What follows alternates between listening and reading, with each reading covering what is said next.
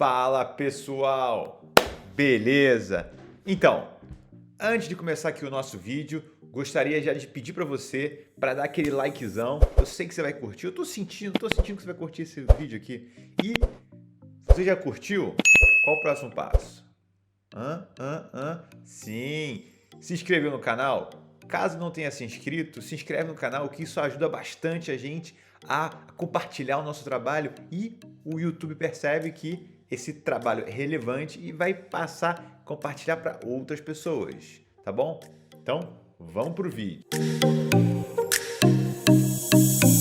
Então, no vídeo de hoje a gente vai falar sobre o maior inimigo do investidor. Exatamente, existe, pessoal. Existe esse maior inimigo e eu queria conversar com vocês um pouco sobre ele.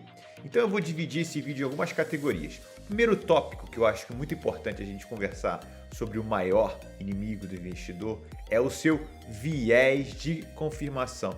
Mas Eric, o que é o viés de confirmação? Então vamos lá, vamos tentar explicar aqui passo a passo.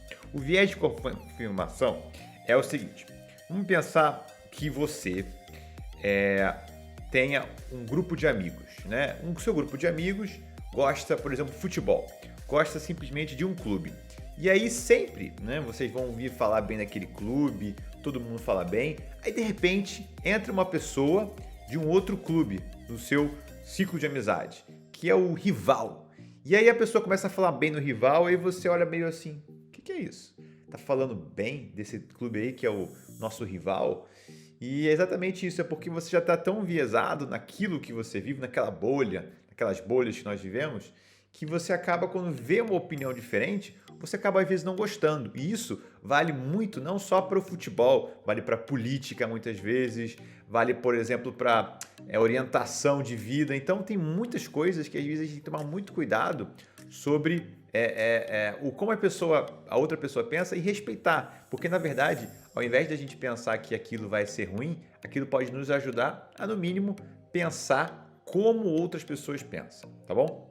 O segundo tópico que eu gostaria de falar com vocês é o seguinte, é o efeito manada. O que é efeito manada? O efeito manada é o seguinte, é quando todo mundo pensa, por exemplo, né, num grupo, por exemplo, de vacas que saem correndo, né, porque aconteceu alguma coisa, então a primeira vaca correu, a outra saiu, então todo mundo correu. Então a primeira vaca entende porque ela começou a correr, mas a última que começou a correr, ela está correndo porque as outras estão correndo, então você meio que segue a manada. Então muitas vezes isso ocorre no investimento quando uma pessoa te indica, investe em tal ativo, não, vende tal coisa, é porque fulaninho, cicraninho falou. Então é meio que você seguir, né, aquilo que os outros, né, te indicaram sem você entender qual o motivo. O terceiro é um termo em inglês que chama-se Fear of Missing Out, ou FOMO, ou seja, o medo de ficar de fora. É exatamente aquilo. Pensa só, você está ouvindo falar de uma festa super legal, né? E aí você, não posso ficar de fora da festa, quero entrar dali. É exatamente na questão do investimento.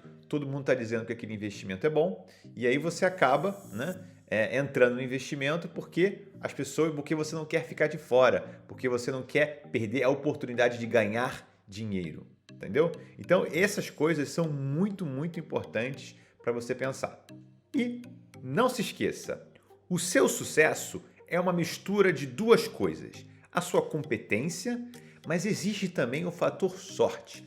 A sorte é um fator importante. Existe até uma frase que eu gosto muito de ouvir, né? Quanto mais eu tento, mais sorte eu tenho. Que isso resume exatamente aquela ideia de que a pessoa que se esforça muito, ela vê novos horizontes, ela tem mais oportunidade e às vezes ela vai contando com mais sorte nesse meio caminho. Um outro ponto também que eu acho muito importante falar com vocês se chama princípio de Pareto. Princípio de Pareto, eu acho que algumas pessoas que já tenham ouvido um pouco sobre administração, até economia, que ele fala o seguinte, 20% do seu esforço será responsável por 80% do resultado. Vou repetir, 20% do seu esforço será responsável por 80% do seu resultado. Ou seja, consistência é fundamental. Isso também, pessoal, eu sei que às vezes são termos que às vezes ficam um pouco meio soltos quando eu falo, mas são às vezes ideias que eu quero plantar para vocês entenderem que grande parte do seu esforço, por exemplo, às vezes a gente acha que tem que, né, se esforçar muito, muito, muito, muito, mas é como se no início, quando a gente se esforça, quando a gente lê um livro, por exemplo, a gente já tem uma ideia de como o livro funciona.